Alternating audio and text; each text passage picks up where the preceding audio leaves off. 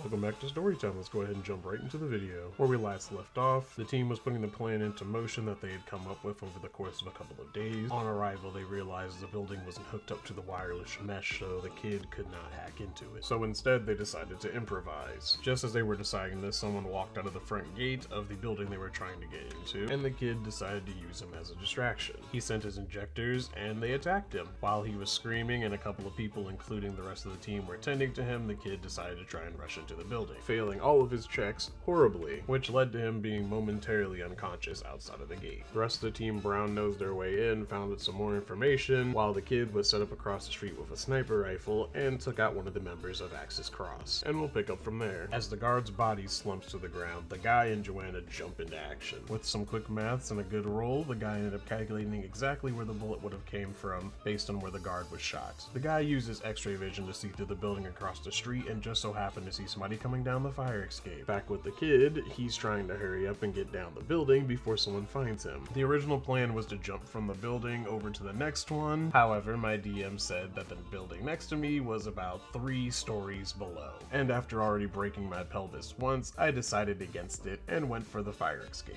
I slowly made my descent down, had to make a couple of checks the whole way down since I was kind of rushing, trying not to get caught. Had to make a couple of checks the whole way down since I was rushing, not trying to get caught. And I was doing surprisingly well until the last roll, which I failed. The kid was actually at the bottom of the fire escape at this point, climbing down the ladder at the bottom, and I crit failed. Not just any crit fail though, I super crit failed. So as the kid's making the rest of the way down the fire escape, he slips off the ladder, his leg gets caught in the ladder, and he breaks his fucking leg. As the guy and Joanna turn the corner, kid's just kind of hanging there, like, hey. And both of them are in unison, are just like, oh fuck.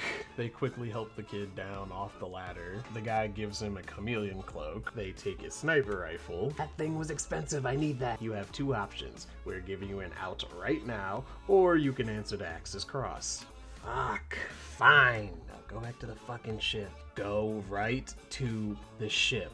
We are not covering for you for anything else. So the kid activates the chameleon cloak just as Axis Cross is running up, and he runs off down one of the alleyways back towards the ship. The rest of the team ends up talking to Axis Cross and explaining, hey, the guy who shot your dude isn't here. He only left the sniper rifle behind. We don't know where he went, blah, blah, blah, blah. Obviously, they had to make a deception check, but between the both of them, it wasn't too much of a problem. Axis Cross had my sniper rifle and said that they'd look into it and see who actually owned the sniper rifle, do some background checks on it to see if they could match it up to somebody and bring them to justice. As the kid was running back to the ship by himself, he activated his eelware because he knew that members of Axis Cross were actually running throughout the city, possibly trying to find him. And it was just another precaution just in case they actually caught him. They would get the absolute piss zapped out of them. He didn't run into any members of Axis Cross, but there was some unfortunate soul that accidentally bumped into him. Yeah, the kid kind of just heard him screaming in the background and kind of just kept walking. He probably didn't have a fun night, but he eventually made it back to the ship, and he kind of just went into his room and started coding, but he did something he doesn't normally do and jacked directly in so that he can't hear anything around him. Hour or 2 later, the rest of the team shows up, so he kind of just locked himself in his room, kind of just monitoring what Galva was doing in the simulation. About an hour or 2 later, the team comes back, very upset for obvious reasons. He kind of just murdered the fuck out of a dude, but the kid didn't want to talk, so he was locked in his room until the guy threatened to rip the door off the hinges, which the kid then complied because he spent a long time fixing up his room and he didn't really want the door ripped off. And the gist of the talk they ended up having with him was kind of just like, don't do that again. Yeah. But one thing came out of that absolute travesty of a night. They got some well-needed information. They now know exactly where the lab is, and found out that they're also hiring for an accountant position.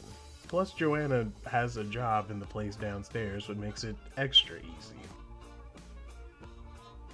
Next episode will be out on Monday, if I don't forget it's Monday again. I've been trying to keep to the Monday, Friday upload schedule, but there's just some days that the existential brain fart just overpowers any schedule that I have in place. Either way, you guys can follow me on Twitter at Jar of Wizard and on Tumblr at the exact same handle. If you're liking the content, go ahead and leave a like, maybe comment, maybe even subscribe, maybe even share it with your cat, Mr. Fluffy Wumpkins. I don't know. You beautiful people have a nice day. Bye.